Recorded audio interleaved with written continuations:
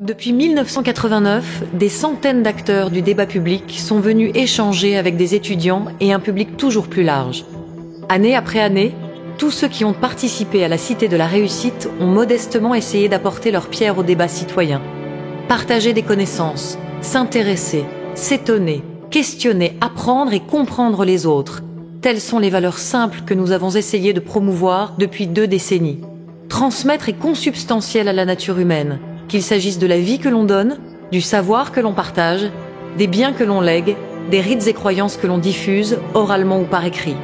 La Cité de la Réussite est par essence le lieu où se jouent toutes les gammes de la transmission. On se presse au débat pour recueillir la parole et la pensée de celles et ceux qui s'obligent volontiers à transmettre leur expérience, leurs réflexions, leurs solutions ou leurs révoltes.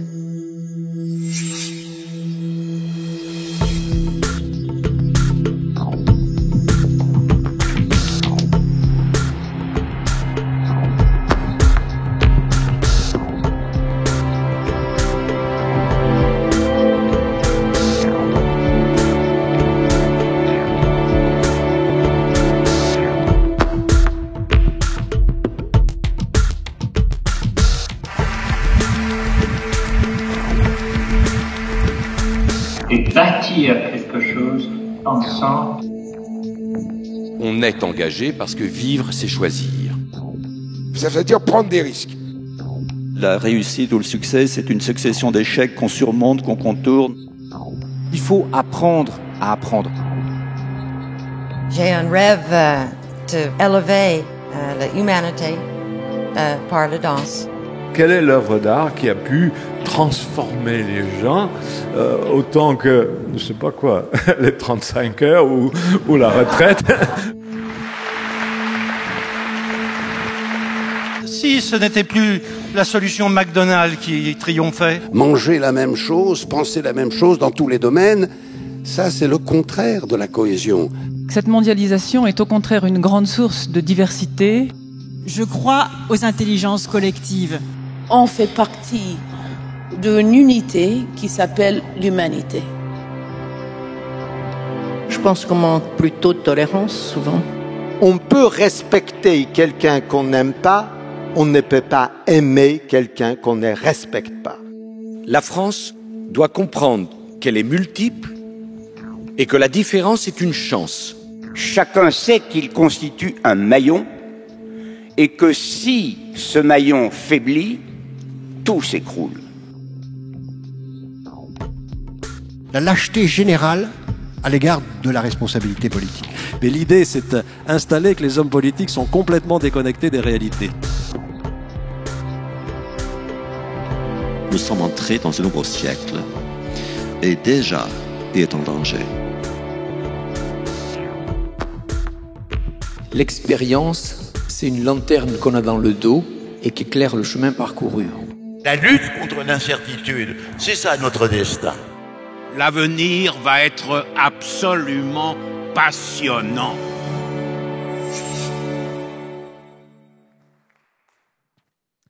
Mesdames et messieurs, bonjour. Merci pour cet accueil chaleureux. Merci surtout d'être présents pour ce magnifique événement qu'est la Cité de la Réussite. Donc le thème de la transmission, vous l'avez vu, un thème qui concerne évidemment au premier chef les entreprises dont nous avons les représentants ici, puisque pour elles, la bonne transmission des valeurs, du patrimoine, du savoir-faire, du pouvoir, c'est simplement la clé de la pérennité. Parler de transmission pour les entreprises, ça n'est surtout pas parler que du passé, c'est parler de l'avenir. Nous le verrons avec nos intervenants, surtout à un moment où les transformations, les ruptures à l'ère numérique n'ont jamais été aussi rapides. Je vous donnerai un seul chiffre qui figure dans un excellent rapport qui a été fait pour l'occasion de cette Cité de la Réussite par le Boston Consulting Group. Ce chiffre, c'est dans les années 70, la durée de vie moyenne d'une entreprise était de 55 ans. Elle est aujourd'hui de 32 ans. Donc, je vous demande d'accueillir avec moi nos invités. Donc, à ma droite, Antoine Frérot, vous êtes PDG de Veolia.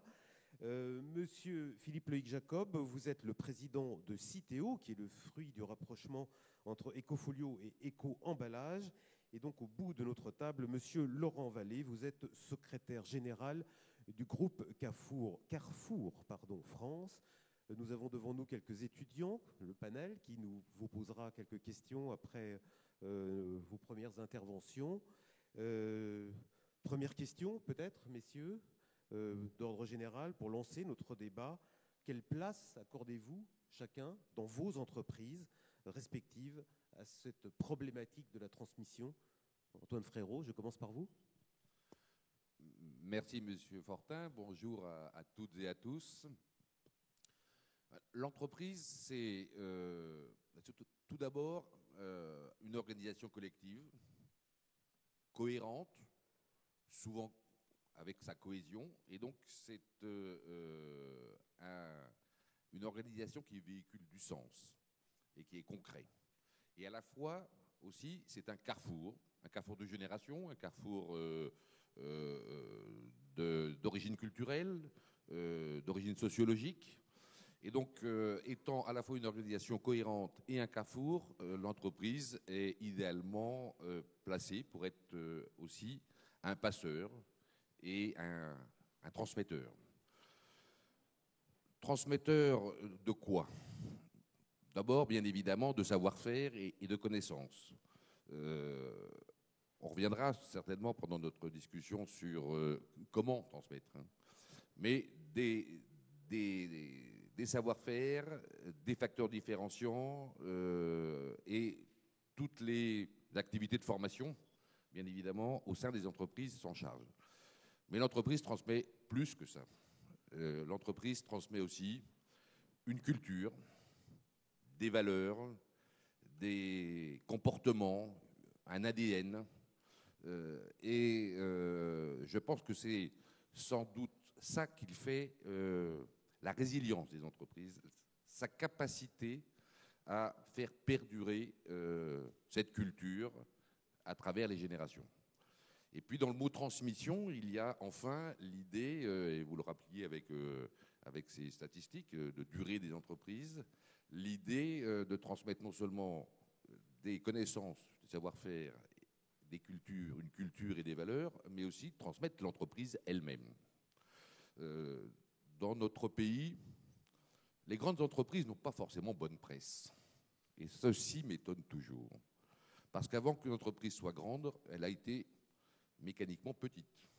Et pour grandir, il a fallu que ceux qui l'ont créée, puis qui l'ont développée étant petite, acceptent d'y laisser à l'intérieur une grande partie des fruits de leur travail et non pas de les manger eux-mêmes, c'est-à-dire de la vendre. Et une grande entreprise, c'est le fruit généralement de nombreuses générations qui se sont succédées et qui ont laissé à l'intérieur de l'entreprise, pour que les générations d'après puissent en profiter, une partie du fruit de leur travail. Inculquer cette idée de transmission, de chaînon dans une chaîne plurigénérationnelle, c'est également un aspect important, me semble-t-il, dans la transmission pour les entreprises. Sur la forme de transmettre, il y a évidemment les formes habituelles, les formes pour transmettre le savoir, le rôle des enseignants à l'extérieur ou à l'intérieur de l'entreprise, les outils modernes de transmission, mais plus important encore, notamment quand on veut transmettre du concret, l'exemple est certainement au sein de l'entreprise la meilleure voie pour transmettre. L'exemplarité, ça a été de tout temps et pour tout être humain la meilleure manière de recevoir. Il suffit de penser aux enfants, le fait de dire ne suffit pas. On peut même dire que les enfants n'écoutent pas beaucoup. En revanche, l'exemple est très fort pour eux puisqu'ils font ce qu'ils voient. Bon. Ben, c'est pareil pour les adultes. L'exemplarité, à tout point de vue, pour les savoir-faire comme pour les comportements, me semble être le meilleur vecteur de transmission au sein d'une entreprise. Merci, Monsieur Frérot. Philippe Loïc-Jacob, vous êtes à un moment très particulier de la vie de votre groupe puisque vous avez vécu une fusion, donc un événement pour qui la transmission, alors là, prend un relief tout à fait particulier. Est-ce que vous pouvez nous en parler et dire de quelle manière ça joue dans votre management quotidien? Oui, bonjour. Je dois dire que je partage un certain nombre de points, tous les points que M. Frérot a donnés. Et c'est vrai que quand on est dans une entreprise, quand on est un chef d'entreprise, quand on choisit l'entreprise comme lieu de vie, parce que c'est vrai que c'est un lieu de vie où on y passe la plupart de son temps, c'est vrai que la transmission est intrinsèque au monde de l'entreprise. On a toujours l'impression de ces organisations sans humanité, et finalement, ce n'est que de la communication, que du partage. Souvent, ça a été du partage assez vertical.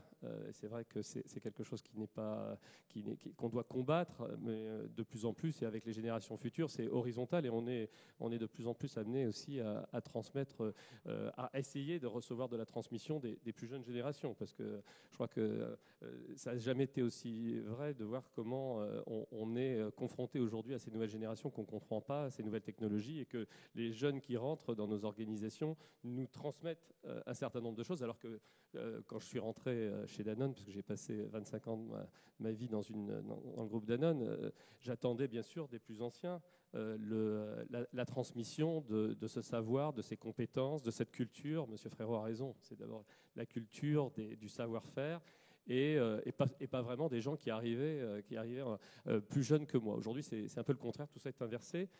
Et avec la fusion, c'est la même chose. C'est vrai que c'est des moments critiques quand on fusionne deux sociétés, parce qu'on rapproche des organisations qui n'ont pas forcément les mêmes cultures, qui n'ont pas forcément les mêmes façons de travailler, les mêmes organisations. Et l'objectif est en effet d'essayer de ne pas perdre tout ce capital intangible qui fait véritablement l'entreprise. Parce que j'imagine qu'on parle à un moment de la transmission des actifs tangibles, des titres de société, etc. C'est finalement la partie la plus facile.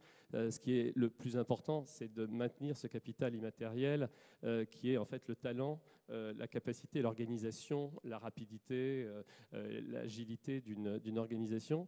Et en fait, depuis un an, nous avons travaillé sur cette fusion pour que justement la transmission se fasse le plus facilement possible, et qu'on perde le moins d'immatériel possible.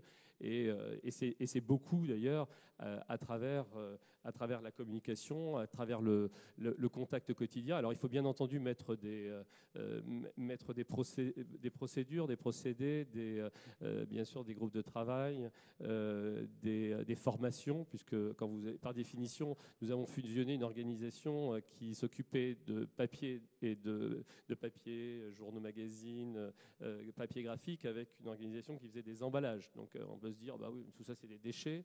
Avec Monsieur Frérot, c'est un sujet qu'on connaît bien, les déchets. On veut justement, avec l'économie circulaire, faire en sorte que ce mot disparaisse du vocabulaire. Mais c'est des choses très, très, très différentes. C'était traité de façon très différente. Et ce qu'on veut, c'est enrichir ces deux organisations. Et donc qu'Ecofolio transmette le meilleur d'elle-même aux anciennes équipes d'Eco-emballage, et vice-versa. Moi, il y a un mot que j'ai bien aimé, c'est les équipes de ressources humaines qui ont baptisé ces groupes de travail sur les racines. C'est-à-dire garder les racines, garder les racines, être capable de grandir, être capable de s'enrichir mutuellement tout en gardant ses racines. Et j'ai trouvé que c'était, en tout cas, ce mot pour moi est assez lié aussi au phénomène de transmission. Alors moi, j'ai fait mon travail aussi, parce que je voyais arriver la fin d'une époque. C'est une entreprise qui allait avoir 25 ans. Et en fait, pour avoir travaillé dans un groupe, finalement, un groupe, c'est plein d'autres entreprises particulières, je me rends compte que les entreprises perdent souvent la mémoire. Et la mémoire, ça fait aussi partie de la transmission, bien sûr. Et j'ai décidé, donc de mon côté, dans mon coin, c'est le cas de le dire, d'écrire un livre sur cette aventure qui avait été Eco-emballage, pour véritablement que cette transmission soit un peu plus facile. Alors vous allez me dire, bah oui, tiens, il fait un livre, comme ça au moins il est sûr qu'il y aura une transmission d'informations très claire. Pas du tout, en tout cas que ce soit un repère pour des gens dans les années futures. C'est comme nous faisons pour nos actionnaires un repère qui est annuel, une transmission qui est ce fameux rapport annuel. Bon, là, c'était un rapport de 25 ans pour que les générations futures puissent avoir une transmission plus facile de ce qui a été emblématique d'une société, de ses échecs, de ses succès. parce qu'il faut surtout transmettre souvent plus les échecs que les succès. Les succès, on les célèbre, hein, ils sont écrits partout. Ce qu'il faut trouver, c'est plutôt les échecs et ce qui a été le problème dans une organisation pour transmettre et pour s'assurer qu'on ne répète pas ces erreurs. Voilà. Merci. Laurent Vallée, alors vous, le grand événement qui s'annonce, c'est au mois de janvier. Le Carrefour va présenter son grand plan de transformation à un moment assez critique pour le modèle économique de l'hypermarché en général, pas simplement le vôtre, bien entendu. Donc un événement très, très attendu que vous préparez évidemment avec Alexandre Bompard. Là aussi, la transmission sera absolument cruciale. Donc comment vous préparez, vivez cet événement et comment la transmission s'y insère-t-elle ? Merci beaucoup, vous m'entendez ? Bonjour à tous. Je ne sais pas si c'est le grand événement que tout le monde attend dans cette salle, mais effectivement, on y travaille et on le prépare. Mais effectivement, retenez tous cette date du 23 janvier. Beaucoup de choses ont déjà été dites que je partage. Je voudrais revenir un instant et prendre comme point de départ la notion même de transmission. Je suppose que ça va traverser l'ensemble des débats qui vont avoir lieu au cours de ces 2 jours. Mais un instant, je voudrais m'arrêter pour dire que la transmission n'est pas nécessairement une notion positive. Ce que je veux dire par là, c'est qu'il y a une tension dans l'idée de transmission. D'un côté, vous pouvez quand même soutenir qu'il y a une forme de tyrannie du passé qui pèse sur une nouvelle génération. Ça accumule de la complexité, la transmission. Ça peut même être facteur d'immobilisme d'une certaine façon. Et de l'autre côté, c'est ceux qui vont plutôt défendre la transmission. Il est irréaliste de ne pas transmettre. On a besoin de cette accumulation de compétences et on a besoin de se revertir du passé parce qu'on ne peut pas se fonder sur soi-même.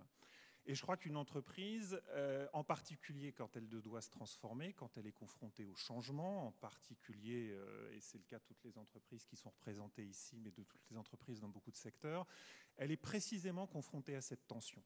Confrontée à cette tension de la transmission parce que d'un côté, elle doit conserver son héritage et de l'autre, elle doit très profondément évoluer. Et aujourd'hui, c'est ce qui se passe pour Carrefour. J'ai travaillé dans 2 entreprises différentes. J'ai travaillé dans une entreprise de l'audiovisuel qui vendait de la télévision privée à un prix assez cher pour mutualiser le foot, les séries, le cinéma, etc. Puis d'un coup, vous avez des offres beaucoup moins chères qui disent aux gens « mais pourquoi vous payez le foot alors que vous aimez que les séries ?» Et puis qui dit aux gens « vous ne regardez plus à la télé, vous regardez sur des écrans ». Comment une entreprise va s'adapter à cette transformation profonde ? Aujourd'hui, je suis dans une autre entreprise, dans un secteur extrêmement différent, mais qui, elle aussi, est confrontée à une mutation profonde. Les gens consomment différemment. Par rapport à il y a 20 ou 30 ans, le distributeur n'assigne plus au consommateur ce qu'il va, à supposer qu'il l'ait déjà fait. Mais en tout cas, il le faisait sans doute déjà davantage il y a 20 ou 30 ans. Aujourd'hui, il ne peut plus le faire. Le consommateur a véritablement pris le pouvoir. Et je ne vous apprendrai rien, les modes de consommation évoluent et je ne pourrais pas vous dire que nous sommes absolument sans crainte vis-à-vis d'Amazon et du développement du digital est totalement assuré avec nos magasins.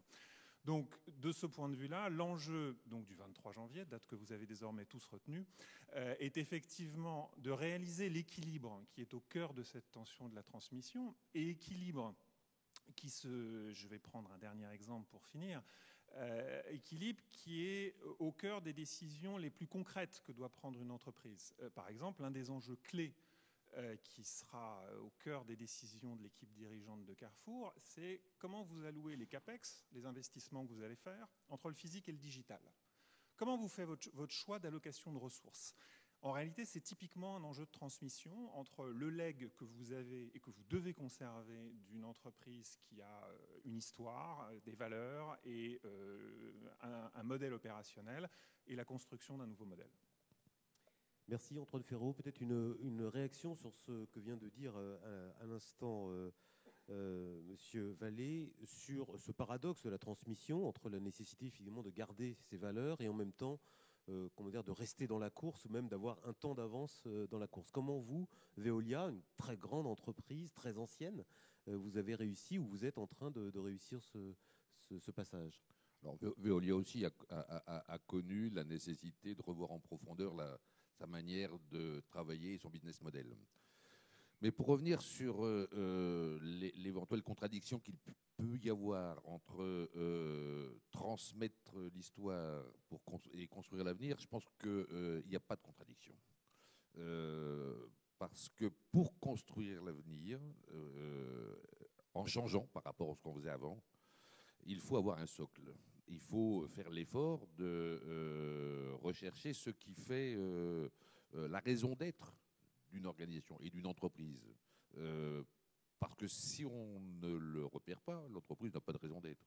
Et pour trouver le ressort, la capacité d'imaginer de nouvelles voies et de nouveaux business models, il faut les trouver dans l'essence même, la différenciation de ce que l'entreprise a été capable de construire.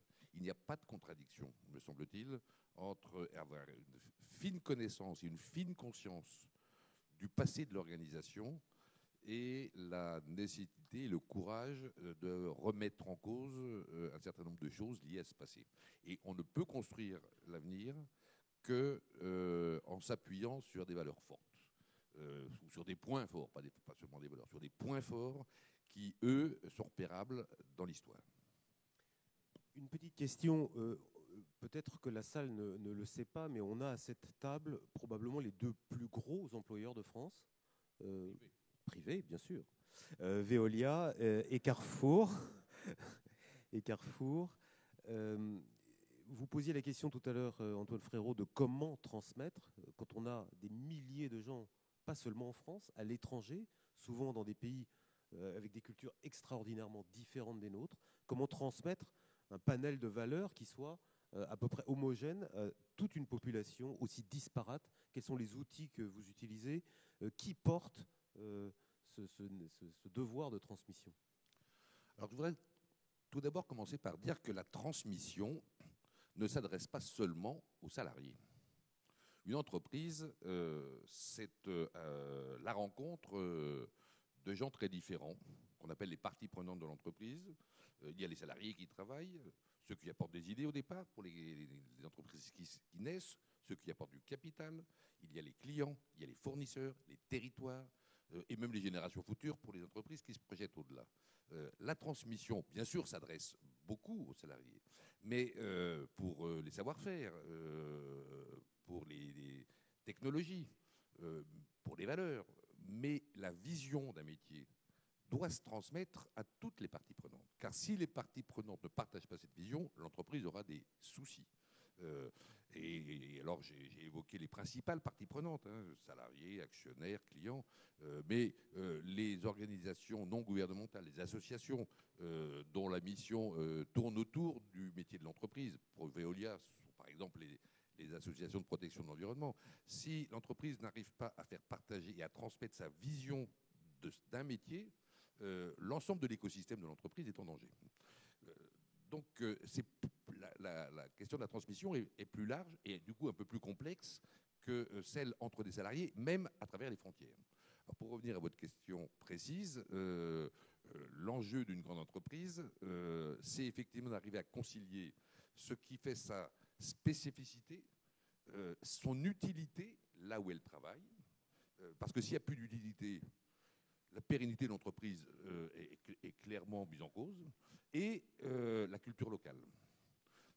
Il faut trouver justement la voie fine, la ligne de crête entre les pratiques locales, les cultures locales, le droit qui est toujours différent dans chacun des pays du monde, par exemple, et à travers le droit, toutes les injonctions de conformité ou de morale qui s'en rapprochent, et puis les lignes de force de l'entreprise, sa colonne vertébrale, je dirais. Il ne faut pas emmener toute sa chair hors de son pays d'origine, mais il faut y emmener au moins le circuit sanguin, ou le squelette. Là, ce qui fait que l'entreprise est utile. Et donc, c'est un travail qui se construit sur la durée. Et ça me donne l'occasion de dire que l'idée de transmission suppose une idée de long terme. Or, vous le savez, l'économie aujourd'hui, les entreprises entre autres, sont de plus en plus contraintes par le court-termisme. Et cette idée de transmission, elle l'oblige à regarder plus loin, en arrière, comme je l'ai dit tout à l'heure, et en avant, et donc de réhabiliter une vision de long terme. Et plus l'entreprise est grande en taille, plus le temps dans lequel elle soit projetée est long. Messieurs Jacob, Vallée, Monsieur Jacob, peut-être sur ces outils pour transmettre, qui porte ce travail de transmission, comment on l'organise? Disons que, juste pour réagir sur ce que disait M. Frérot sur les groupes internationaux, quand on va à l'étranger, quand une société comme Danone va à l'étranger, par exemple, elle fait des acquisitions souvent, elle fait aussi des greenfields, mais elle fait des acquisitions. L'important, c'est véritablement de garder des actifs, j'en parlais tout à l'heure, des actifs intangibles. Et c'est vrai qu'ensuite, il y a cette tension, savoir entre garder le passé et s'assurer que ce passé est respecté, mais en même temps se projeter dans l'avenir, et notamment quand on entre dans un grand groupe, pouvoir adhérer à ces valeurs. Parce qu'au final, dans un grand groupe, c'est une somme de valeurs qui sont partagées par l'ensemble des collaborateurs pour offrir aux parties prenantes, à l'ensemble des parties prenantes, pas seulement aux clients consommateurs, véritablement un message très clair. Et l'important, en général, c'est de faire, enfin nous avons fait, nous en tout cas, un travail de valeur, de s'assurer quelle est l'essence d'une société comme Danone, mais c'est la même chose pour toutes les entreprises, c'est la même chose pour Citeo. Il se trouve que Citeo, on a une mission que française. Donc clairement, depuis un certain nombre d'années, c'est un tout petit peu plus facile, même si la France, c'est quand même un kaléidoscope assez particulier aussi. Mais quand vous allez à l'étranger, vous assurez que en fait, la transmission du centre vers la périphérie, c'est une transmission de valeurs partagées, la passion, le respect du consommateur, une certaine idée de la nutrition pour le cas de Danone, et puis chaque métier a ses propres valeurs. Et ensuite, vous devez organiser tout ça, parce que quand vous êtes à 12 000 km, moi j'ai géré ces sociétés-là, notamment en Amérique du Sud ou en Amérique du Nord, vous êtes très très loin du siège, vous ne parlez pas les mêmes langues, et en même temps, vous faites partie d'un même groupe. À un moment donné, les parties prenantes peuvent vous dire, mais attendez, vous faites partie de ce groupe-là, donc comment ça se fait que vous n'avez pas les mêmes valeurs, etc. Donc on doit être extrêmement vigilant sur ce partage de valeurs et que ces valeurs soient respectées, tout en étant capable, en effet, de recevoir de la périphérie des valeurs, en se disant, oh là, Danone c'est construit aussi avec ses apports d'Amérique du Sud, d'Asie, c'est évident, hein, on est dans des allers-retours, on n'est pas dans un transmetteur, un émetteur, un récepteur, enfin, tout est en général dans les deux sens, bien sûr, mais c'est tout un travail très très fin d'animation humaine, parce que ça ne passe que par de l'animation humaine. Les outils, malheureusement, à un moment donné, les affiches que vous mettez dans les couloirs ou dans les vestiaires des usines, ça ne se voit plus au bout d'un certain temps. Vous devez le vivre au quotidien avec des formations, avec du dialogue, et encore plus avec cette transmission orale de gens qui se parlent, qu'ils soient pairs ou qu'ils aient un rapport hiérarchique d'ailleurs. Moi, je pense, et j'en parlais tout à l'heure au tout début, même aujourd'hui, la transmission, elle se fait souvent vers ces jeunes qui arrivent, qui ne connaissent rien à notre entreprise, mais par contre, ils connaissent le monde extérieur, les nouveaux outils, la façon dont les jeunes réagissent. Moi, je le vois, hein, dans mon métier, soyons très clair, le problème du recyclage aujourd'hui et du tri en France, c'est les jeunes. Quand vous avez plus de 50 ans, c'est vrai que vous avez quand même une vraie barrière à l'entrée pour comprendre un certain nombre de choses. Moi, je suis fasciné d'écouter les jeunes dans l'entreprise qui peuvent me transmettre, mais de façon totalement désorganisée, mais leur vision de la chose. C'est eux qui m'apprennent, c'est pas moi qui leur apprends des choses sur le tri et sur comment changer les comportements pour que nous soyons tous de bons trieurs. Monsieur Vallée, une question un peu caricaturale pour rebondir. Comment transmettons les valeurs de Carrefour à vos salariés chinois, par exemple ? Salariés chinois comme les autres ailleurs dans le monde, sur d'autres géographies d'ailleurs. Non, mais d'abord, je souscris à beaucoup de choses qui ont été dites. Et Veolia est aussi un groupe mondial et on retrouve Danone aussi et on retrouve le même type de questions. Je voulais aussi dire que je ne voyais pas de contradiction dans la transmission, mais plutôt une idée de tension en fait entre le. Mais je crois que pour Carrefour, d'abord Carrefour est un groupe qui a une histoire compliquée en termes d'organisation entre un modèle centralisé et décentralisé. Souvent Carrefour a changé, s'est posé cette question vis-à-vis de ces pays. Alors, ce n'est pas le seul groupe, mais ça s'est souvent traduit de cette manière-là. Donc là aussi, il y a une question d'équilibre à trouver. Carrefour est un groupe qui s'est constitué avec plutôt des distributeurs français, enfin en tout cas salariés français allant planter leur drapeau dans des pays étrangers. Et l'une des difficultés, effectivement, pour Carrefour a été de permettre le recrutement et la montée en compétences de personnel recruté localement qui n'était plus seulement, qui inspirait la culture de Carrefour avec l'exigence locale, parce que la distribution reste aussi un métier très local, surtout parce que sur tous ces marchés, le secteur a mûri.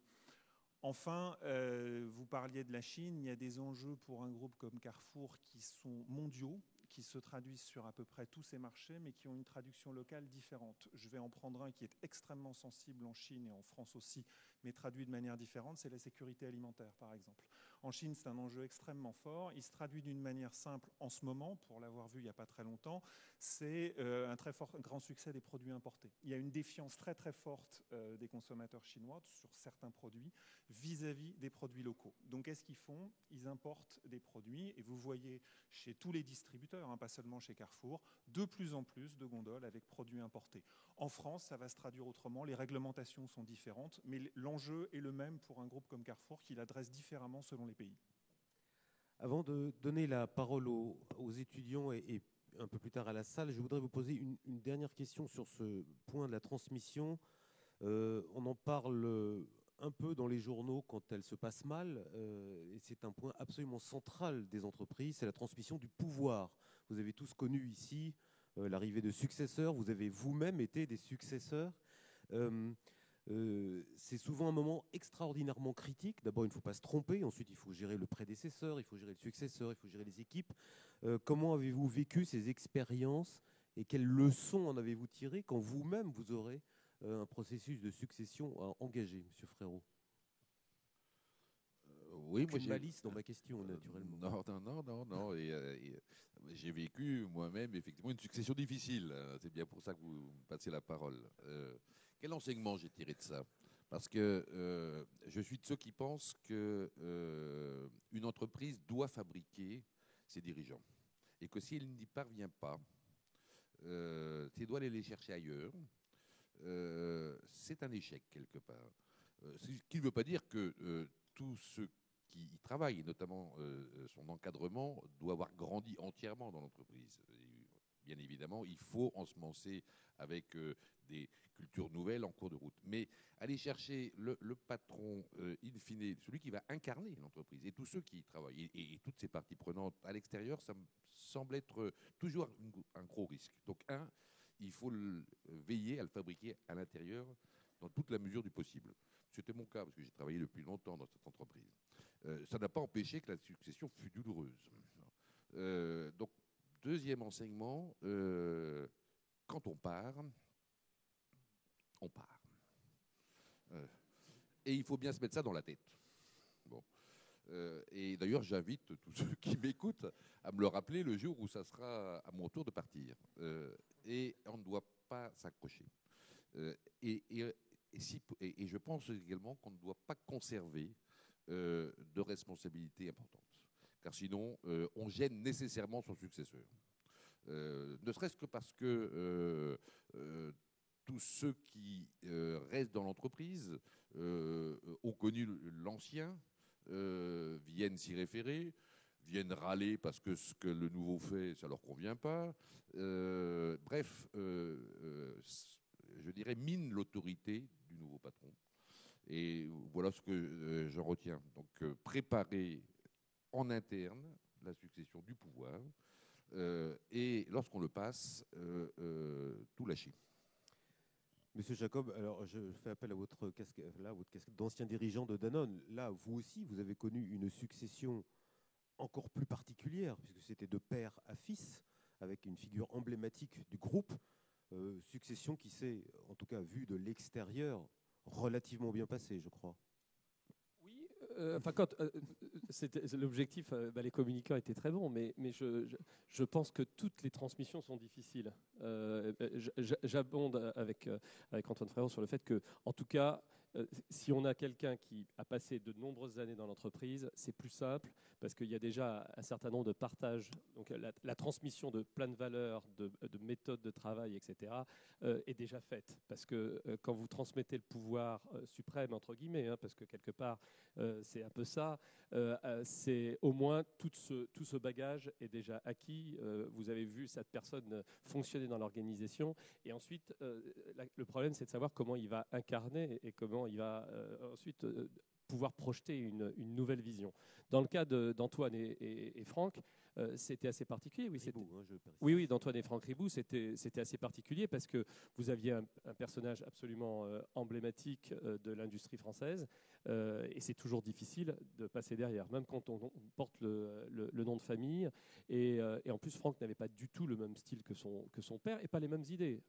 Parce que ça n'a échappé à personne qu'Antoine avait fait un conglomérat d'abord européen avec multiproduits et que Franck s'est concentré sur la santé, les produits de santé et trois métiers.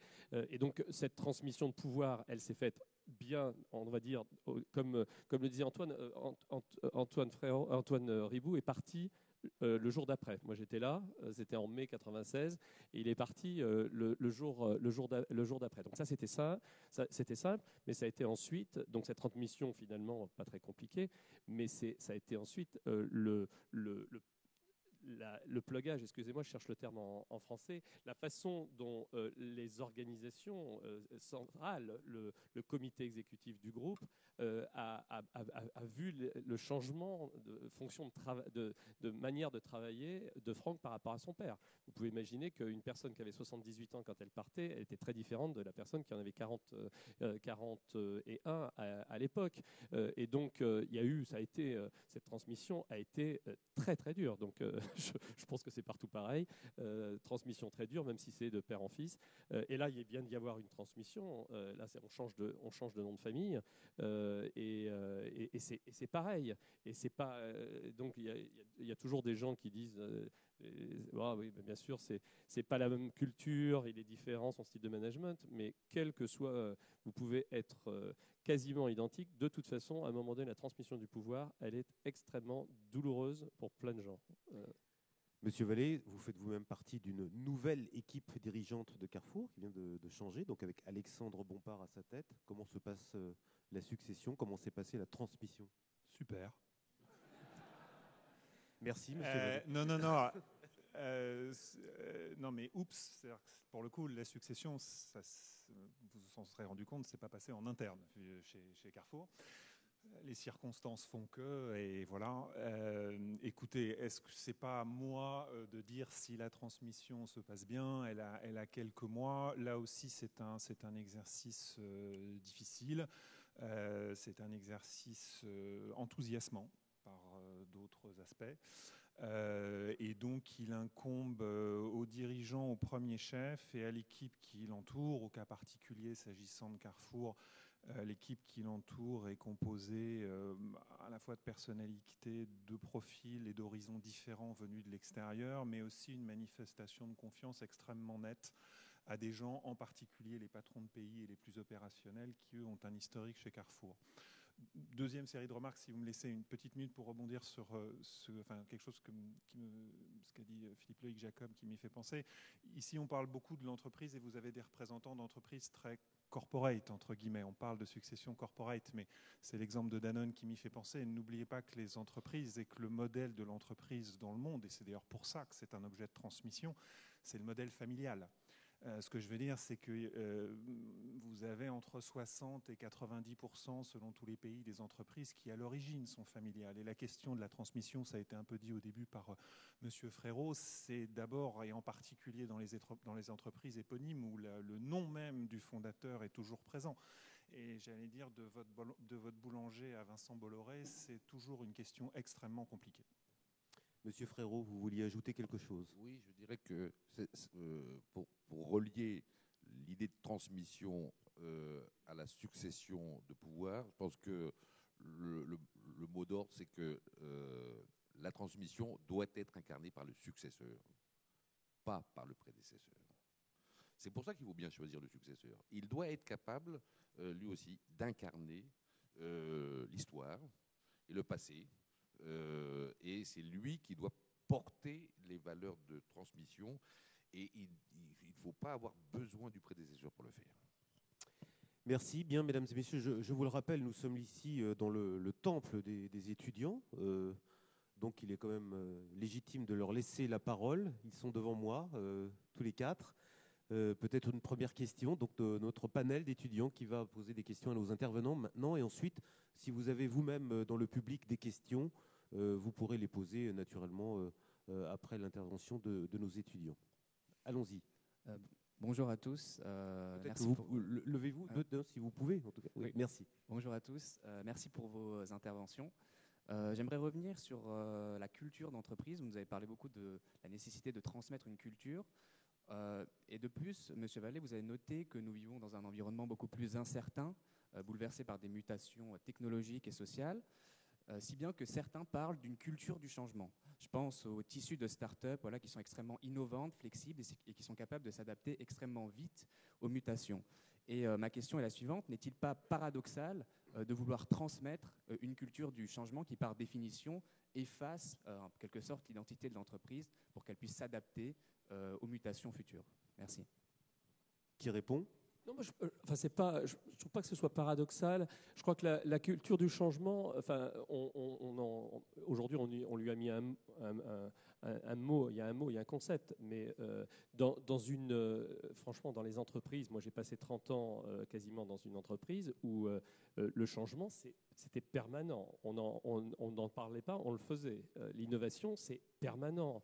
Les changements d'organisation, c'est permanent. Je ne crois pas qu'il y ait plus de changements aujourd'hui qu'avant. Alors peut-être qu'on a vu il y a eu certains effets,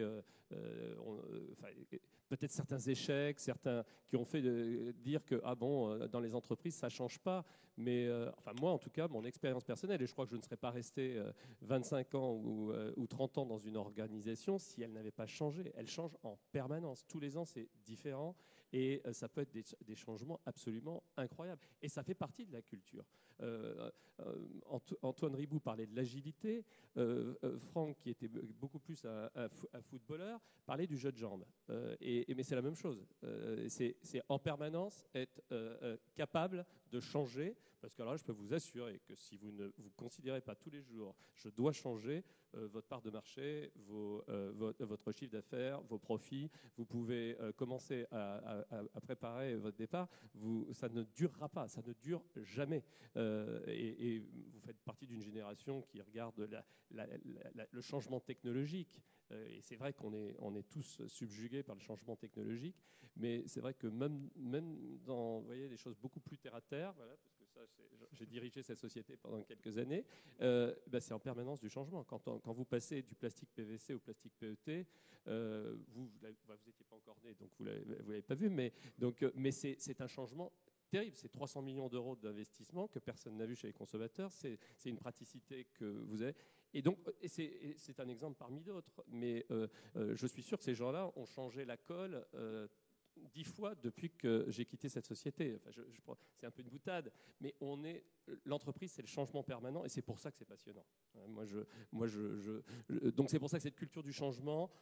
Ouais, ensuite on théorise là-dessus, mais les entreprises qui ne changent pas, elles sont déjà mortes. Donc je ne pense pas qu'elles soient autour de cette table en tout cas. Monsieur Vallée, non, mais d'un mot, je souscris pleinement à ce que vient de dire Philippe Loïc-Jacob. C'est-à-dire que je crois qu'il y a un peu un effet d'optique sur le changement compte tenu du numérique et d'un certain nombre de mutations qui certes sont très profondes.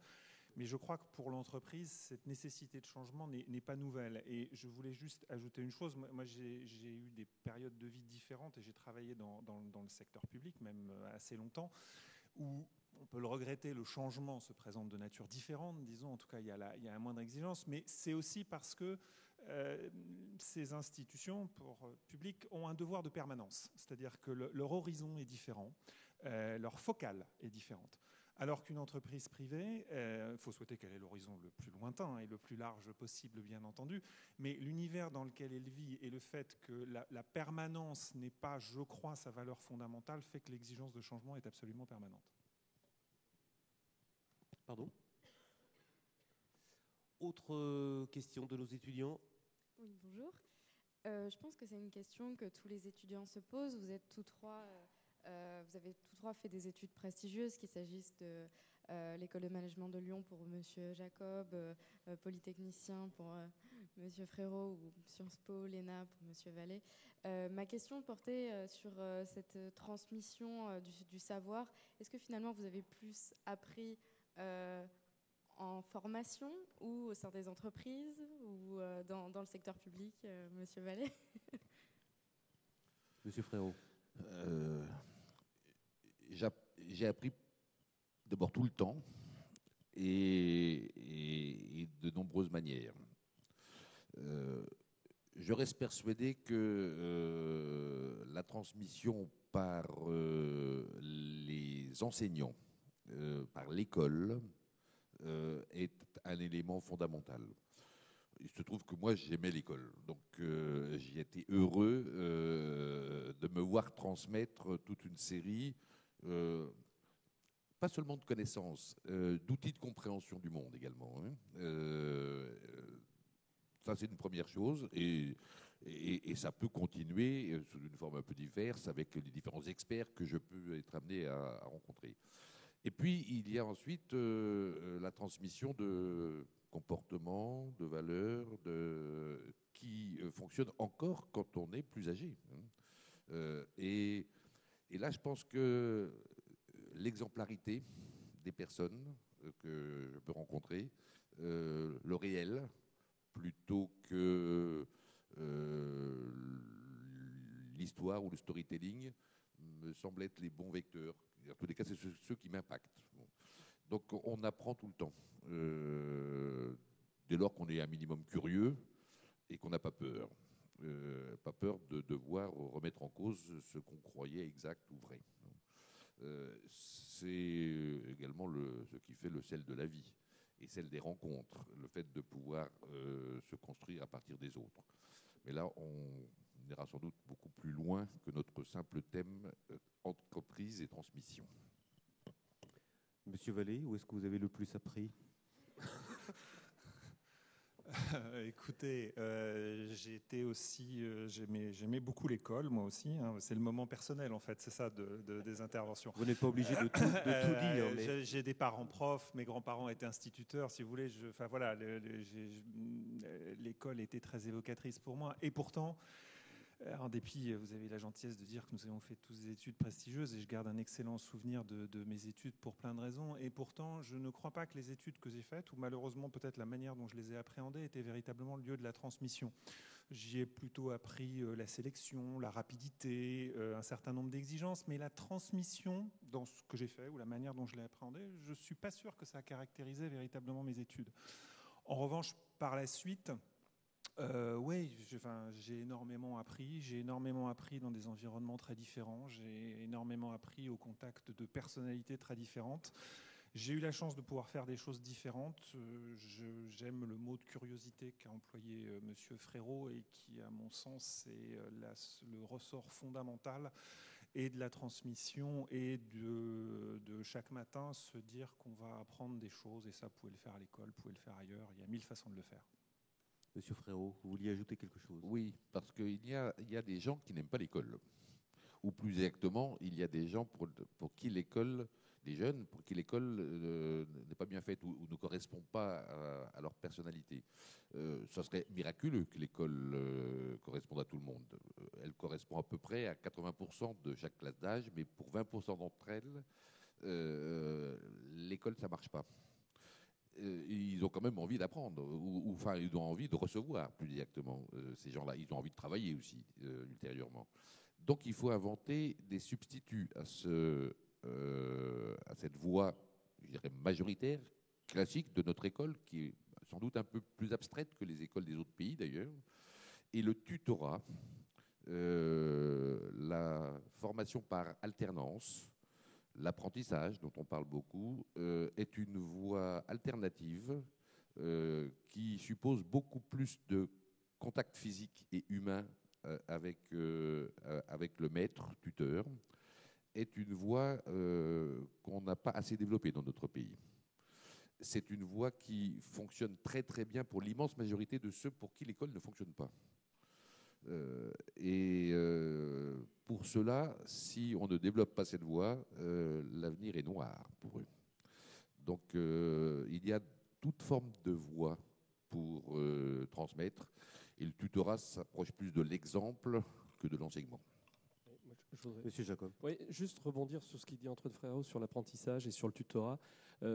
Moi, une de mes plus grandes fiertés dans l'entreprise, ça a été quand j'ai été capable de pouvoir donner à des gens qui étaient ouvriers, qui n'avaient pas eu notre chance, vous l'avez souligné, je crois qu'on a tous cette chance d'avoir été à l'école, d'avoir eu du temps pour étudier et de pouvoir se concentrer sur nos études.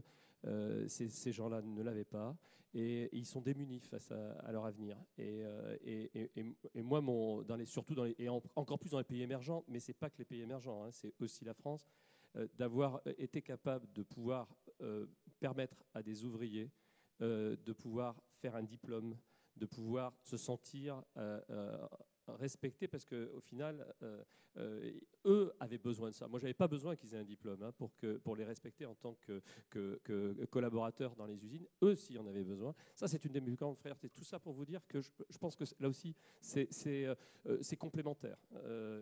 Eux, ils avaient une transmission, ils savaient des choses que, bien entendu, je ne savais pas. Ils travaillaient formidablement bien, mais ils avaient besoin d'un diplôme. Et l'entreprise, nous avons permis, parce que c'était aussi les valeurs d'Antoine Riboud et de Franck Riboud, c'était donner de l'employabilité à tout le monde. Et que, vous savez, une personne, un ouvrier qui a un diplôme, eh ben, d'abord, il est encore meilleur, certainement. Mais il a une auto-estime qui est extraordinaire. Et si ensuite il est capable de partir, de faire autre chose, eh ben c'est formidable. Il a la possibilité de bouger, d'être libre. Donc voilà, nous on a eu la liberté, tout jeune, d'avoir des diplômes et puis ensuite de pouvoir avancer. Ces gens ne l'avaient pas et moi c'est probablement une de mes plus grandes fiertés. Monsieur Frérot. Oui, comme on est à la Sorbonne, je rappelle qu'on peut faire des études par apprentissage avec la Sorbonne. Et que donc l'apprentissage ou les études par alternance, il suffit de prendre l'exemple des études de médecine, ne sont pas réservées aux études courtes. Et on peut faire des études tout à fait longues, on peut aller jusqu'au doctorat par alternance. Et à la Sorbonne, on peut le faire. Autre question de nos jeunes étudiants. Bonjour à tous. Bonjour. Vous l'avez dit tout à l'heure, les entreprises connaissent de profonds changements et de profondes mutations.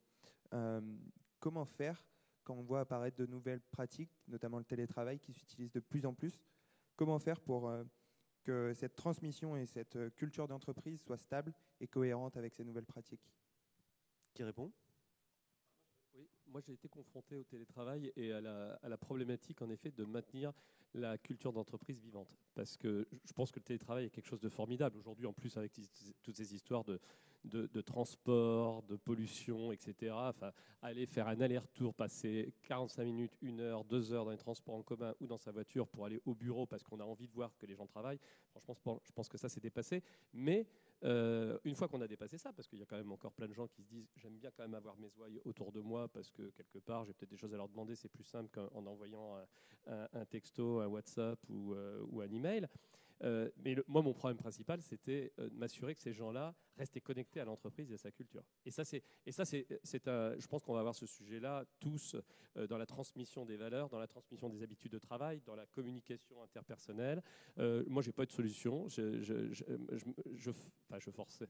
Je m'assurais, quand j'avais des équipes de télétravail, c'était qu'elles viennent très régulièrement pour qu'on ait un contact, parce que voilà, je suis à l'ancienne école, donc besoin du contact physique, d'avoir des réunions, que les gens on se rende compte qu'ils sont encore capables de travailler dans l'organisation. Parce qu'une chose, c'est de produire quelque chose, une autre chose, c'est justement transmettre aux autres, échanger. Et ça, avec le télétravail, c'est compliqué. Vous saurez certainement le faire beaucoup mieux que les gens de notre âge, mais ça restera un défi pour les entreprises. Oui, D'abord, le digital n'empêche pas la constitution de culture. Hein. Les réseaux sociaux en sont un très bel exemple. On peut construire et transmettre et échanger collectivement à travers le digital. Mais effectivement, je suis de ceux, alors peut-être est-ce ma génération, qui pense que ce n'est pas suffisant et que le contact physique est aussi nécessaire et donc il convient de mixer les deux. D'ailleurs, si autant de gens viennent pendant ce week-end à la Cité de la Réussite, alors que 20 000 personnes hein, normalement sont alors qu'on peut suivre même... les débats électroniquement, hein, c'est bien que ça suffit pas le digital ou la base de données ou Wikipédia pour recevoir des choses transmises. Il y a besoin de concret, donc il faut mixer les deux, je pense, et donc il faut veiller à ce que les outils modernes ou les démarches modernes type télétravail ne soient pas exclusives et bien veiller à l'équilibre des temps passés concrètement ensemble et des temps où les gens sont plus éloignés les uns des autres tout en restant en contact. Monsieur Vallée. Oui, je suis tout à fait d'accord avec l'idée qu'il faut arriver à un bon mix. Ce qui est compliqué, me semble-t-il, c'est la multiplicité des manières de travailler. Il n'y a pas que le télétravail, il y a le freelance qui se développe sur certaines activités, si vous êtes développeur, si vous êtes designer, la multi-activité pour certains. Et en fait, la variété des statuts et la multiplicité des intervenants pour l'entreprise avec de la création de valeur qui n'est pas nécessairement en interne, mais qui est associée à l'entreprise, pose des problèmes managériaux assez réels que Slack ne va pas nécessairement résoudre à soi seul. Mais c'est cette multiplicité-là, moi, de manières d'intervenir avec l'entreprise, des gens qui sont sous des statuts différents, qui n'est pas toujours très facile à manager. Une autre question, des étudiants? Bonjour à tous. Aujourd'hui, nous abordons le sujet de l'entreprise, donc avec des intervenants uniquement masculins. Est-ce que cela dénote d'une transmission de valeurs majoritairement masculine au sein de l'entreprise? Très bonne question. Qui? Alors, moi, je veux bien répondre. Enfin, voilà, un courage, monsieur. Oui, on est aussi gêné que vous, madame. Donc, mais on y est pour rien. On n'allait pas se déguiser. Moi, j'avoue que la personne qui m'a, c'est pas pour me dédouaner, qui m'a demandé de venir à cette table, c'est une des dirigeantes de Citeo et c'est une femme. Elle aurait pu venir ici, elle a décidé que c'était son président qui devait venir. Donc, vous voyez, donc, sur ce sujet-là, là encore, et ce n'est pas pour me dédouaner, 60% du personnel de Citeo est féminin. Le comité de direction est à parité 6-6, mais il se trouve que le président, ben voilà, c'est 1 ou 0. Hein, c'est-à-dire que vous ne pouvez pas avoir... c'est soit une femme, soit un homme. J'espère que la personne qui me succédera, et j'y travaille, ça sera une femme, mais j'en suis pas sûr non plus parce que ce n'est pas une science exacte. Mais je suis navré, en effet, qu'il n'y ait pas une femme parce que sur les sujets de transmission, elles auraient certainement beaucoup de choses à nous apprendre. Mais désolé, c'est en effet un gros oups. Monsieur Frérot? On avait anticipé votre question en préparant. C'était la question pour ne pas trop trahir les coulisses. La séance. C'était la question redoutée de tout. Et je disais que dans certaines entreprises, grandes entreprises mondiales, une charte interdit à ses représentants de participer à des tables rondes lorsqu'il n'y a pas un minimum de mixité. Visiblement, ce n'est pas le cas de nos entreprises. Hein. Ça aurait bien embarrassé d'ailleurs les organisateurs, si ça avait été le cas. Donc, oui, c'est regrettable. Bon, la transmission s'adresse aussi aux hommes, hein, bien évidemment, mais c'est regrettable et c'est une démarche, à mon avis, de long terme, de pouvoir parvenir à avoir une réelle et complète mixité à la tête de toutes les organisations. Ça se construit, je pense, sur au moins une demi-génération. Et je pense que seule la discrimination positive permet d'ensemencer le processus. Car il faut bien le dire que sinon, sans contrainte, il n'y a pas d'effort. Et donc, pour les conseils d'administration des entreprises, la discrimination positive a permis de démarrer un processus qui, d'ici quelques années, sera en vitesse de croisière et sera je dirais, régularisé. Reste à le faire dans l'ensemble des autres morceaux de l'entreprise, et notamment dans son encadrement dirigeant. Et là, on en est encore assez loin. Monsieur Vallée. Bon, il va de soi que c'est un symbole épouvantable qui n'est pas exclusivement dû à la vanité des hommes qui sont autour de la table. Non, je souscris pleinement au fait que, évidemment, on est passé d'un traitement homéopathique, entre guillemets, du sujet de la féminisation des instances dirigeantes à une approche plus volontariste, qui a été l'illustration, en est la loi Copé-Zimmermann que tout le monde connaît aujourd'hui. Je crois que maintenant, c'est, d'ailleurs, comme tous les enjeux de diversité, un enjeu RH fondamental dans tous les groupes et qui est une exigence très forte. Il est plus facile à faire aussi selon l'histoire des groupes. Je ne vous cacherai pas que la distribution est plutôt un secteur de poilus. Faut pas se mentir, les directeurs de magasins sont historiquement plutôt des hommes, mais il n'y a pas énormément de femmes, donc l'effort est d'autant plus significatif. On m'avait donné plein de chiffres sur la féminisation chez Carrefour, mais il va de soi que dit par un homme, ça n'a évidemment pas la même portée. Et moi, j'ai une proposition à vous faire, puisque vous allez certainement faire retour aux organisateurs de la Cité de la Réussite de notre discussion.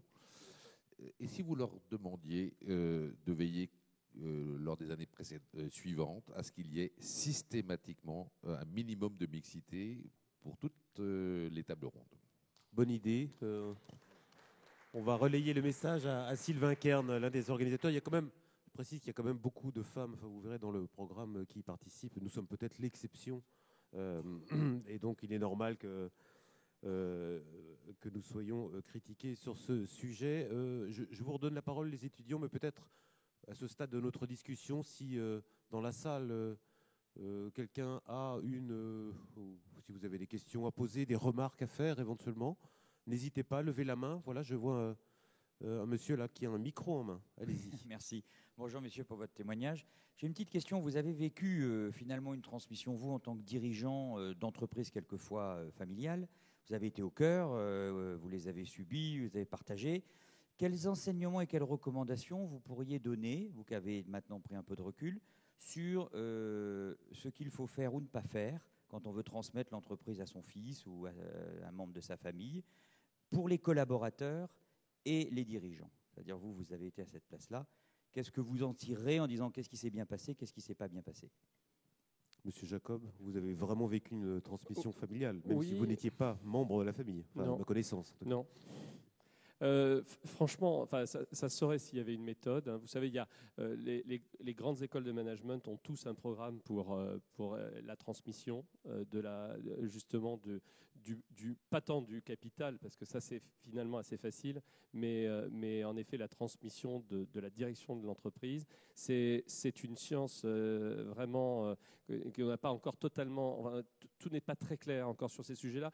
Moi en tout cas, ce que j'ai vécu, c'est d'abord ça prend beaucoup de temps. Vous ne pouvez pas imposer quelqu'un. Il faut passer du temps dans l'entreprise. Il faut être respecté. C'est d'abord le respect des autres, parce que le non, sinon peut être une extrême contrainte. Et le fait que vous détenez le capital ne change rien. Par contre, ensuite, il faut aussi, et il y a des programmes. Hein, moi, il se trouve que je suis administrateur d'une société familiale où, par exemple, il y a des règles très strictes de passer du temps en dehors de l'entreprise pour pouvoir véritablement vivre autre chose avant de rentrer dans l'entreprise, de travailler à différents échelons, ne pas arriver parachuté. Enfin, c'est des choses assez évidentes. Hein, mais franchement, même avec ça, ça peut être un échec. C'est ensuite une question de personne. C'est une question là aussi. Antoine Frérot parlait du fait que quand on part. Là, je pense que dans les entreprises familiales, c'est souvent une difficulté. Quand vous cédez la place, il faut justement ne pas rester à côté, soi-disant, pour aider, parce que je pense que c'est vraiment en général le contraire qui se passe. Et parce qu'il y a ensuite des organes où vous pouvez accompagner. Les conseils d'administration, il y a des organes qui peuvent aider un dirigeant ensuite qui a reçu, à qui on a transmis le pouvoir. Mais pour avoir vécu plusieurs expériences dans ma vie professionnelle, aussi des partenaires dans le monde, c'est quelque chose d'extrêmement délicat qui nécessite, c'est du temps long là aussi, parce que c'est changer, même quand on a le nom ou quand on a la culture de la famille ou de l'entreprise, le changement reste quelque chose de particulièrement violent pour la majorité des gens. Antoine Frérot. Oui, moi je dirais que quand on décide de transmettre son entreprise, c'est une volonté de faire que son œuvre, de sa vie de travail, vous survive et vous transcende. Et donc, ce que je dirais, c'est que la première idée, c'est qu'il n'est pas nécessaire de la transmettre à ses enfants. Il est nécessaire de la transmettre à quelqu'un et à une équipe avec ce quelqu'un qui la fera grandir et qui, à son tour, aura vocation et, en tous les cas, ambition de la transmettre à son tour à d'autres et toujours de la transmettre plus belle qu'on l'a reçue. Et donc, la transmission, même d'une entreprise originellement familiale ou créée par une première génération, cette transmission, elle n'est pas nécessairement familiale. Et la transmission, c'est ce que je disais tout à l'heure en parlant des grandes entreprises, un acte de solidarité avec les générations qui vont suivre. C'est le fait de ne pas la vendre et de repartir l'argent entre ses enfants, mais c'est d'avoir cette ambition de la voir grandir, de la voir se développer et de servir d'outil aux générations qui vont suivre. Et donc, la première idée, c'est de chercher ceux qui vont être capables de faire ça et de pas s'obstiner à la chercher dans sa famille ou, lorsqu'on ne le trouve pas dans sa famille, de dire la seule solution, c'est de vendre. Il y a d'autres solutions que cela pour transmettre. Et une entreprise, pour quelqu'un qui l'a créée, qui l'a développée, c'est une œuvre au sens où les compagnons du Moyen-Âge parlaient de chef-d'œuvre. Il est naturel de souhaiter voir son œuvre vous survivre. Et il y a des voies qui sont simples, plutôt que de le chercher dans sa famille, pour rendre ce rêve-là réalité. Autre question dans la salle, éventuellement? Monsieur, juste devant nous. Monsieur, ensuite. Attendez, un micro vous arrive. Voilà. Michel Jacob. Je voudrais revenir un petit peu sur les idées de transmission et de rupture. Je comprends un peu la remarque d'Antoine Frérot en disant qu'il faut savoir passer la main, et en même temps, il y a quand même quelques exemples admirables dans l'histoire des entreprises récentes de gens qui étaient partis sans être trop loin et qui sont revenus. Je pense à Desmarais, quand il y a un problème qui intervient, qui a passé la main et qui quand même reste en proximité et revient faire une transition. Donc on peut avoir des exemples de cette nature, même si effectivement il faut savoir, une fois que la transmission s'est faite, passer la main. Alors ça peut dépendre aussi du degré d'éloignement des dirigeants par rapport à l'entreprise. Si on revient par exemple aux exemples de Carrefour, pendant très longtemps, Carrefour, ça a été, des épiciers en gros qui grossissaient et qui se consolidaient. Et on était dans un modèle qui n'était pas de rupture. Et pendant un moment, il y a eu des dirigeants de Carrefour ou de ses ancêtres qui plongeaient leurs racines dans les familles actionnaires. Ensuite, il y a eu quand même des exemples de gens qui, à défaut d'en venir, je crois que Doran était expert comptable, un truc comme ça au départ, mais il avait passé 14 ou 15 ans chez Carrefour avant d'être à la direction. Les exemples, Plaça n'avait pas fait ses classes chez Carrefour, mais je veux dire, avait fait ce métier longtemps dehors. Et quand les entreprises vont chercher dehors des gens qui n'ont pas de culture ni de l'entreprise ni du métier, parfois ça peut poser des problèmes. Ça a été le cas avec le prédécesseur de M. Plaça, dont on peut penser que la réussite n'a pas été là. Alors, ça, c'est vrai tant qu'il n'y a pas de rupture fondamentale. Mais c'est vrai qu'aujourd'hui, en tout cas dans ce métier-là, on a le sentiment qu'il est en train d'évoluer très vite, qu'il y a des gens venant d'autres horizons qui sont en risque de tailler des croupières, et à ce moment-là, aller chercher des gens qui sont en rupture complète et qui viennent du monde, enfin qui connaissent mieux le digital, qui connaissent mieux ce genre de choses, ça peut se justifier. Encore faut-il être capable d'associer, je crois que c'est à peu près le cas, des gens qui plongent leurs racines dans le groupe et qui apportent les deux. Donc je crois que c'est assez compliqué comme alchimie. Merci monsieur. Monsieur Vallée, c'est moins une question qu'un commentaire. Peut-être qu'avez-vous une réaction, puisqu'on parle beaucoup de Carrefour. Oui, non, je ne vais pas me prononcer sur le pari qui a été fait dans la sélection du dirigeant, et j'ignore les raisons fondamentales qui ont présidé à ce choix. En revanche, je l'ai un peu dit tout à l'heure, effectivement, il y a une fois la décision prise de prendre un président qui était dans une autre entreprise précédemment et qui effectivement qui était une forme de retail mais différente de celle de Carrefour. En revanche, l'un des soucis dans la composition de l'équipe et dans le message plus généralement au-delà de l'équipe adressée à l'entreprise est effectivement de composer entre les ressources formidables qu'a cette entreprise et la vitalité qu'elle représente, et de les remobiliser, de les réagencer ou de les mettre dans un ordre de bataille différent pour affronter des défis qu'elle n'avait probablement pas affrontés il y a 4 ans, il y a 5 ans et encore moins il y a 10 ans. Voilà. C'est ça l'enjeu et le pari qu'on fait aujourd'hui. Monsieur, vous vouliez poser une question. Ensuite, je repasserai une seconde la parole à nos étudiants qui ont encore quelques mots à vous dire. Oui, Messieurs. Oui, bonjour à toutes et à tous. Bonjour, monsieur. Marc Véron, j'ai travaillé 18 ans chez Carrefour, donc je connais un petit peu le groupe. Mais ma question sera plus large. Vous n'avez pas de chance, monsieur Vallée. Je ne vois pas une question de chance, là, c'est un coup monté.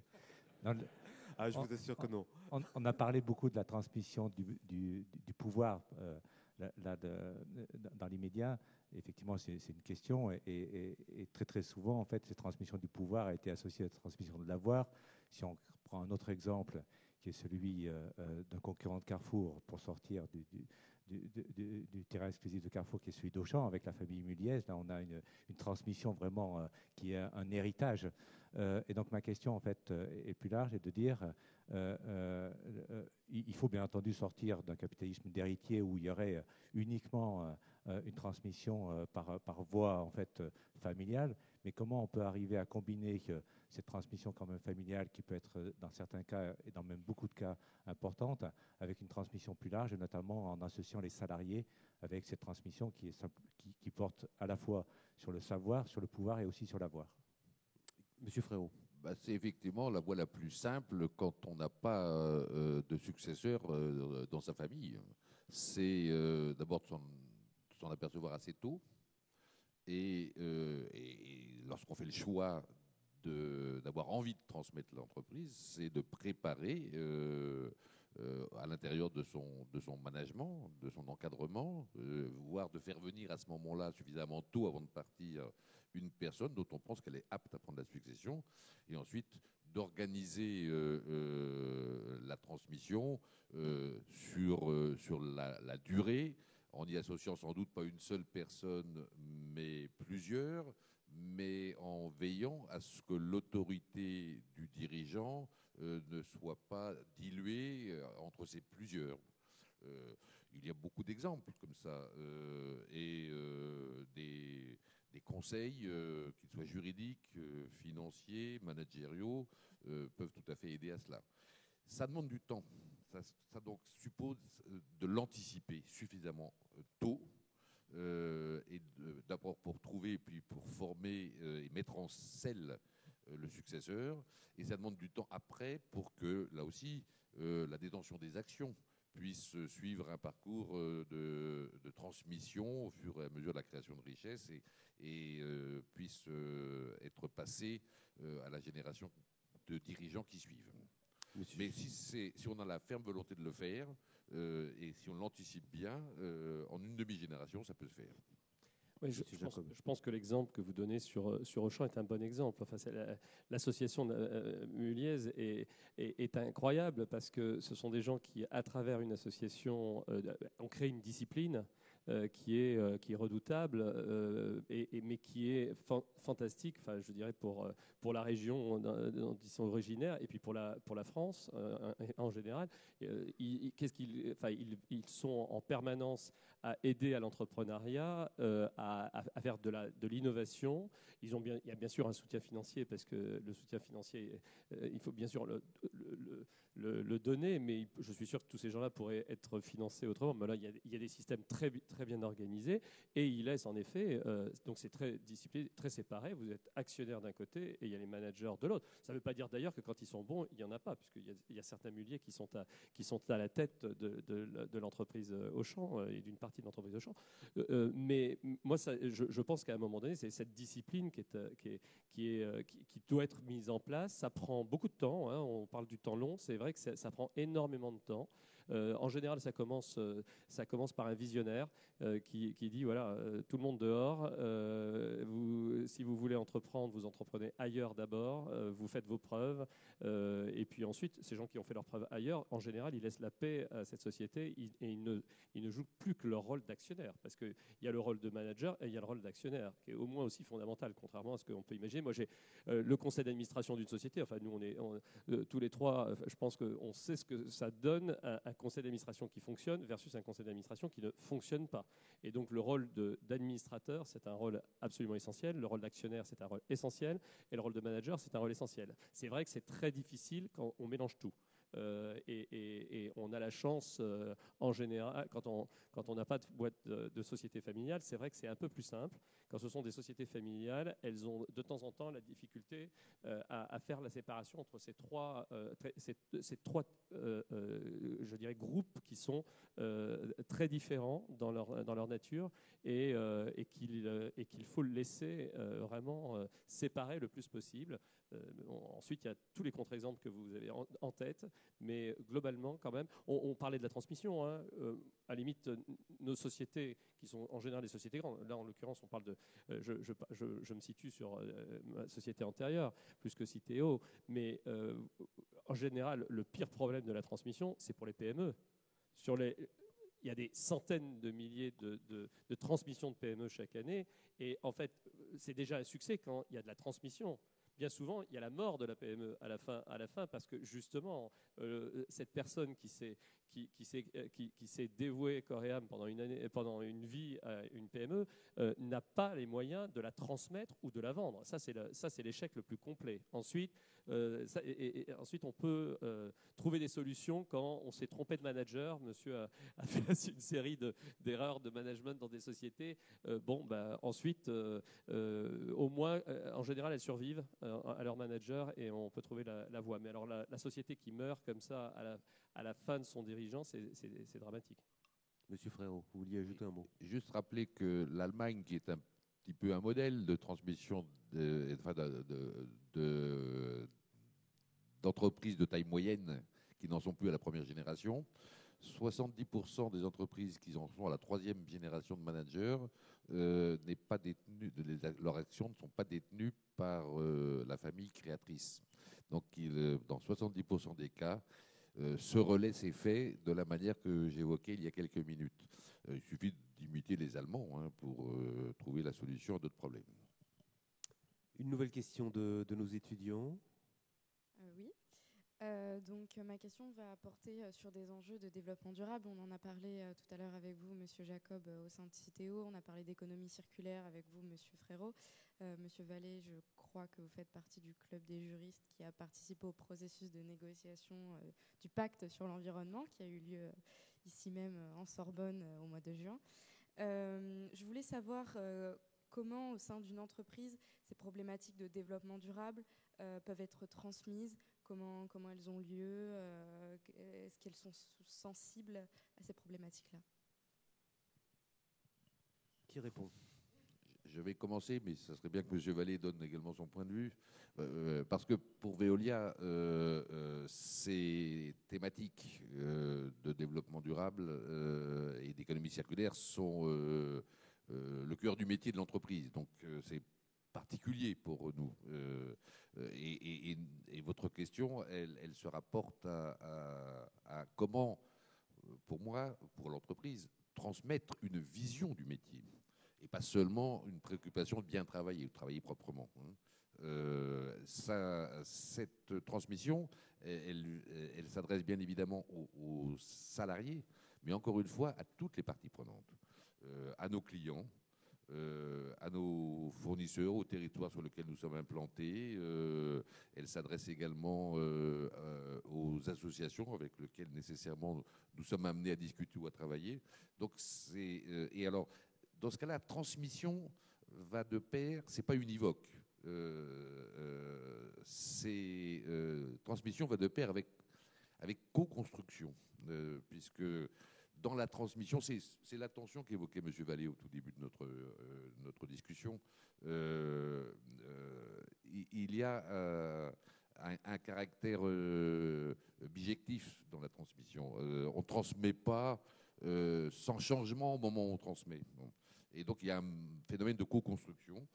C'est la transmission de la vision, de l'évolution d'un métier qui était celui de donner accès aux ressources quand j'y suis rentré dans l'entreprise, puis ça a été celui de protéger les ressources en traitant les pollutions. On est maintenant à imaginer des ressources alternatives face aux problématiques de rareté avec l'économie circulaire et le recyclage. Donc c'est bien l'essence même de notre avenir qui doit être transmis à travers ces concepts. Monsieur Vallée. Merci. La première chose que je voudrais indiquer, c'est que le développement durable que vous soulevez est ce qui réunit même opérationnellement les trois acteurs qui sont autour de la table, puisque Carrefour est en contrat avec Veolia et siège au conseil de Citeo. Donc c'est vous dire si ce qui traverse cette table, ce sont effectivement des enjeux de développement durable. Ça, c'est le premier point. Le deuxième point, c'est que le développement durable est moins, entre guillemets, le métier de Carrefour que celui de Veolia ou de Citeo, mais c'est une exigence opérationnelle. Ça n'est pas seulement une exigence éthérée ou quelque chose qu'on renvoierait seulement parce qu'en ce moment, il faut avoir un programme RSE. C'est une exigence opérationnelle quotidienne, que ce soit dans le magasin, au siège du groupe et dans à peu près toutes les géographies pour Carrefour. Donc c'est une exigence qui va peser, qui oblige à contractualiser avec des entreprises pour mieux traiter les déchets, pour mieux traiter l'énergie, pour mieux traiter l'eau. Et cette exigence opérationnelle, elle se retrouve dans un groupe comme Carrefour dans une empreinte extrêmement large, parce que Carrefour a un nombre de co-contractants et une empreinte géographique qui fait qu'elle est disséminée dans un groupe extrêmement vaste. Et vous avez eu il a été souligné tout à l'heure que Carrefour est un très gros employeur, donc il faut transmettre ça à 400 000 salariés dans différents pays et dans différentes parties du monde. Donc ça, c'est une exigence quotidienne pour Carrefour. Comment on le transmet ? Je crois qu'aujourd'hui, ça correspond, moi ça m'a frappé, ça fait pas très longtemps que je suis dans ce groupe-là. Ce qui me frappe beaucoup, c'est que c'est quelque chose qui est inhérent et très très proche des valeurs de Carrefour. C'est-à-dire que j'ai pas le sentiment que ce soit quelque chose qui soit imposé, qui soit perçu comme une obligation. C'est extrêmement proche de la culture, probablement d'ailleurs de l'ensemble de la distribution, également des industriels. Philippe Loïc-Jacob en parlera mieux que moi. Mais en tout cas, c'est aujourd'hui inhérent aux valeurs de ces entreprises et de chacun de leurs salariés. Donc le développement durable est à la fois une exigence opérationnelle et quelque chose d'honnêtement dans ces conditions assez facile à transmettre. Facile à réaliser, c'est parfois quelque chose de différent. Monsieur Jacob. Oui, là je parlerai plus. En effet, Citeo, on est au cœur du développement durable, puisqu'on nous demande, en tant que. On est la société, l'éco-organisme qui doit assumer pour le compte des entreprises la fin de vie de leurs emballages. Et on travaille avec l'entreprise de M. Frérot et plein d'autres sociétés, et puis bien entendu avec toutes les collectivités locales de France sur ce sujet-là. Mais je voudrais juste rebondir sur ce que disait Laurent sur les entreprises. On a 50 000 clients. Et c'est assez impressionnant de voir aujourd'hui que c'est totalement inhérent à la stratégie de toutes les sociétés, même les PME. Moi, je ne vois pas la différence aujourd'hui entre industriels, distributeurs, grandes sociétés, petites sociétés. On est aujourd'hui sur cette transmission, puisqu'on est dans le sujet de la transmission, de cette valeur. Elle passe de directeur en directeur. Il n'y a plus de remise en question. C'est pas un gadget. Ça fait maintenant partie inhérente d'une stratégie. Et vous n'avez pas ce genre de. On n'a pas à aller voir les gens en essayant de les reconvaincre. D'ailleurs, ils viennent souvent nous voir. Parce qu'ils veulent plus. Ils veulent plus de aujourd'hui. Moi, mon conseil d'administration, j'ai des représentants de la distribution des industriels, et ils viennent maintenant en disant qu'est-ce qu'on peut faire de plus. Alors qu'il y a 25 ans, nous on leur expliquait ce qu'ils devaient faire là déjà. Vous voyez, ça a évolué terriblement. Monsieur Frérot. Oui. Votre question, madame, fait naître un aspect important, me semble-t-il, de la transmission. La transmission n'est pas univoque. La transmission, c'est interactif. Et dans la transmission, je pense que le récepteur impacte et change aussi le transmetteur.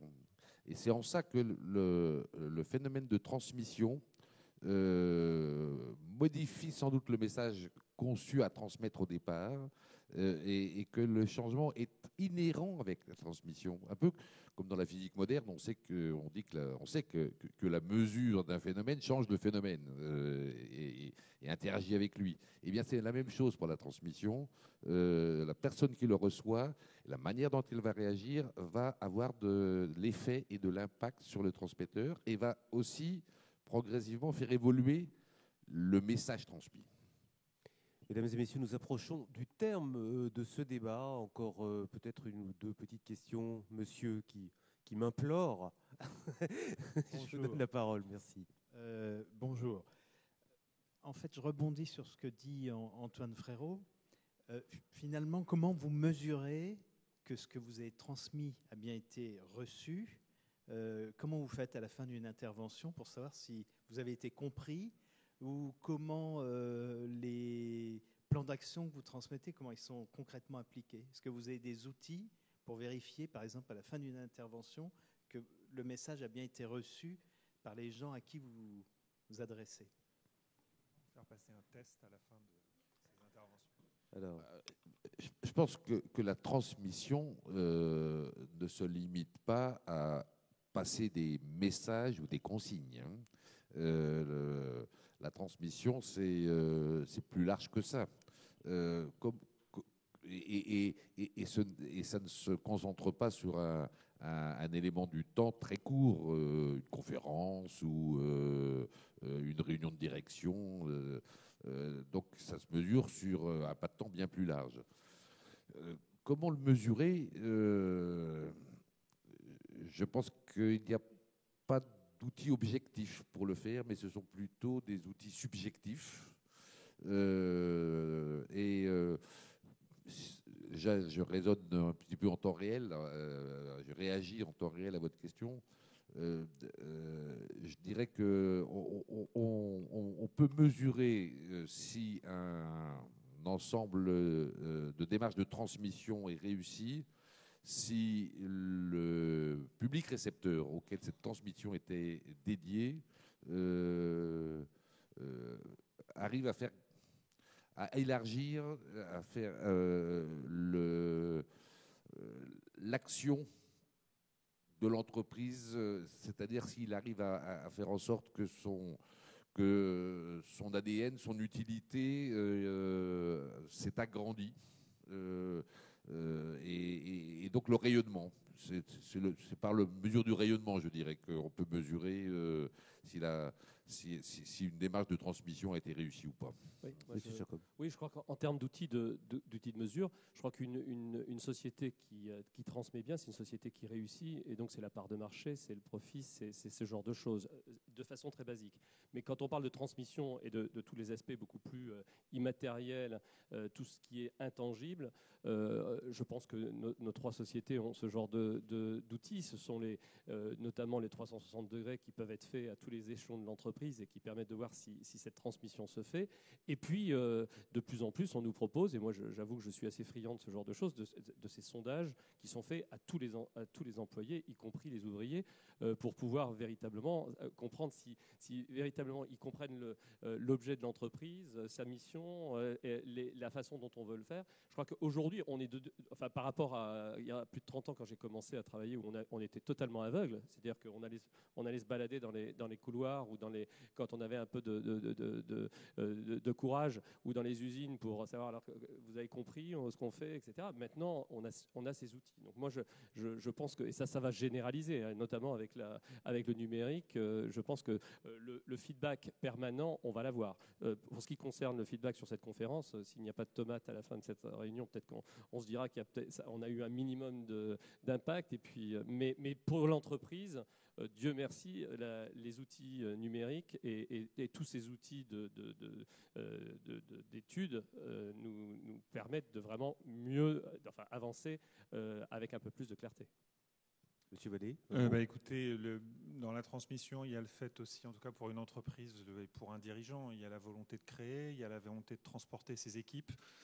Il peut essayer d'objectiver ça, comme ça a été dit, c'est-à-dire il y a beaucoup d'études, beaucoup de remontées objectives qui lui arrivent. Et puis, pour un dirigeant, et par exemple un dirigeant de la distribution, il faut aussi qu'il aille dans ses magasins et qu'il croise en clair le ressenti qu'il a quand il croise les gens dans ses magasins, ce qu'il voit dans ses rayons, ce que lui remontent les personnes jeunes ou moins jeunes dans son entreprise. S'il croise ça avec les données qui tente d'objectiver la capacité qu'il a eu de transmettre des messages et que les deux vont dans le même sens et qu'en plus peut-être les résultats commencent à s'améliorer, a priori vous avez des chances que la transmission soit réussie. Mesdames et messieurs, merci beaucoup pour votre attention bienveillante.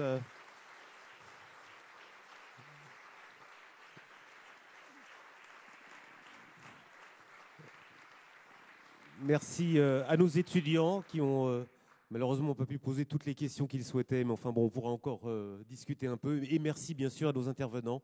On a passé, je crois, un bon moment tous ensemble et bonne Cité de la Réussite à tous et bon week-end.